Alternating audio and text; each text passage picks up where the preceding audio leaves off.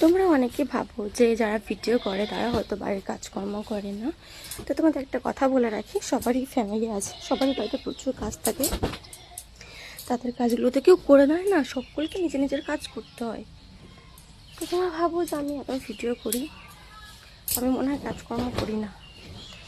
তো শোনো, কাজকর্ম না করলে কী করে চলবে বলো? বাড়িতে আমি একটাই মানুষ, মানে মেয়ে মানুষ, শাশুড়ি নেই। তো সমস্ত কাজ আমাকেই করতে হয়। শাশুড়ি যখন ছিল তখন আমাকেই করতে হতো, এর কোনো ব্যতিক্রম ছিল না, সবই আমাকেই করতে হতো। তো তোমরা যারা এরকম ভাবো যে কোনো কাজকর্ম না করে সারাদিন ভিডিও শ্যুট করি, তারা খুবই ভুল ভাবো। এইসব ধারণাগুলো তোমাদের খুবই খারাপ, এরকম ভেবো না। কারণ সকলকে বাড়ির সমস্ত কাজ করতে হয়। বাড়িতে 4-5 জন মানুষ আছে, মানে আমার 2 ছেলে মিলিয়ে সকলকে নিয়ে বললাম, শ্বশুর টশুরকে নিয়ে সবাইকে নিয়ে বললাম।